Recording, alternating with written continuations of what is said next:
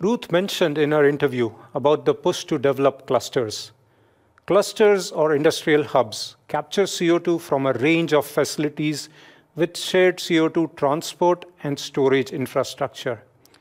You might have heard of East Coast Cluster and HyNet Northwest in UK or the Alberta Carbon Trunk Line in Canada. The key word here is shared facility. The worst thing to happen to this facility is one of the participants in the CO2 capture program would inject CO2 which does not meet quality requirements, compromising the long-term availability of these facilities. Quality and quantity measurements go hand in hand for such applications. Let's take a deeper look into the quality parameters. We are here at the Process Analytics Support Center of Europe in Lyon. I'm here with Koen Rolstadte, who is subject matter expert on the topic of process analyzers. Koen, why are these analyzers so critical? Well, Janice, process analyzers have been used for a long time. It started off in the oil and gas and chemical, and later on, more recent, in the life science. Why do people put process analyzers? It's because they want to make sure that they have better process control. Also guarantee that the product they ship meets the quality, but at the same time they put it also for safety and also environmental reasons. And in the energy transition, you will see that the people are also using these analyzers for the same purpose. When we talk of analyzers, it encompasses many technologies. So which specific analyzer are we talking about here? Well, today we're focusing here on optical analyzers, such as TDLAS and Raman. With the coming of the lasers in the industry, they have given more possibilities, and therefore these technologies are growing. Why optical analyzers? Because they are fast, they're very specific, selective, but also they have low maintenance because there's no moving parts in the system. When you talk of TDLAS optical analyzer, how does this actually work? Well, tunable diode lasers use lasers, and that laser light is actually sent to the sample. In the sample, that specific wavelength chosen is picked up by some components only. Okay.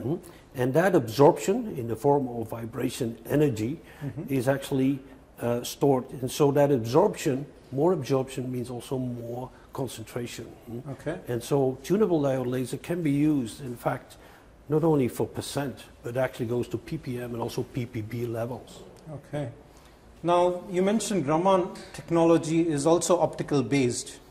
How is Raman technology different from TDLAS, which you just explained right now? Well, Raman is also using lasers, visible lasers. Yeah? Now, the light is hitting in the sample Raman active molecules. Okay. And these molecules actually absorb the light, but also re-emit that light back with a frequency that's a little bit different than the incident wavelength. So there is different color, as to speak here. And so that generates actually, from all these molecules, that generates a spectrum or a fingerprint that gives the user the identification and also qualification. So Raman can actually be used not only on gas, it also is possible to use it on liquids or cryogenic liquids or even solids. Okay. You mentioned the word fingerprint.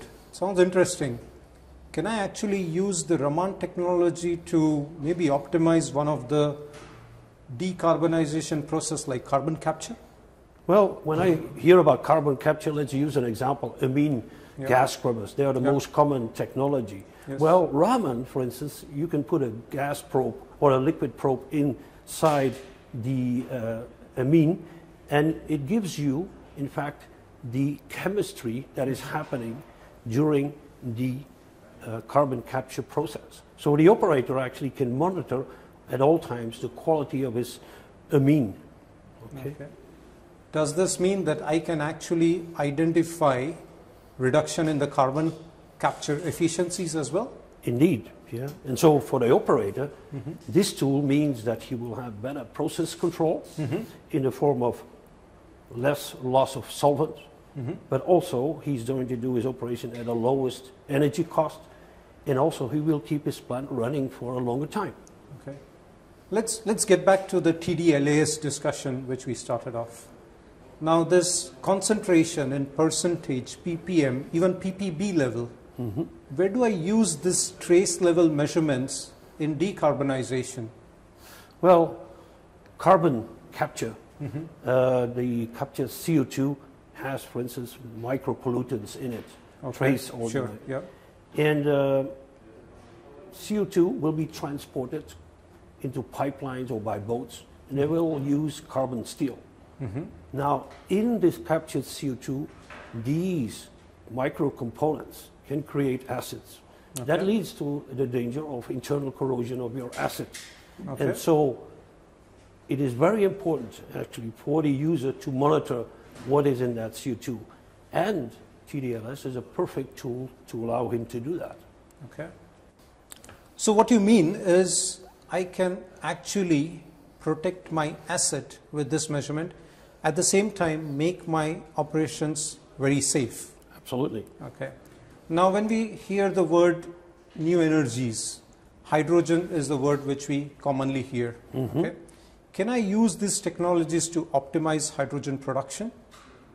Well, if we talk about hydrogen, as you know, there are green hydrogen from electrolyzer, and there's the blue coming from steam reforming.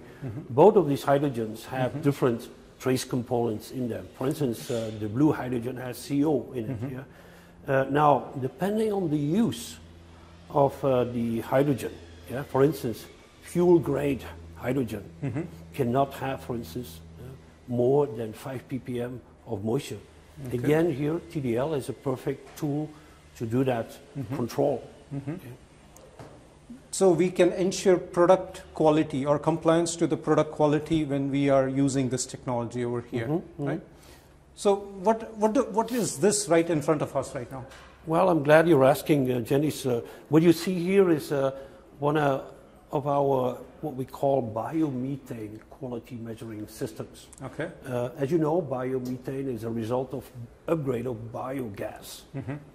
And so this system that has the TDL for moisture and also a TDL for H2S, this system will control the quality of the biomethane being injected in the natural gas grid.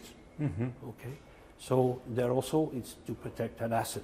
Okay, so as you mentioned, this injection process, we had this discussion in the past as well, where hydrogen gets injected in the natural gas pipelines. At the same time, there is a new energy carrier like ammonia and methanol production process. Can I use these technologies also to optimize these production processes or control it better? Yes, absolutely. We've done that in the past already. So. Okay, great. Thanks, Kun. It looks like this is a very versatile technology, can be applied to any application in energy transition. I agree fully with you. Thank you, Kun. If you guys have questions around this topic, how to apply this particular technology for your energy transition applications, feel free to contact Kun or me.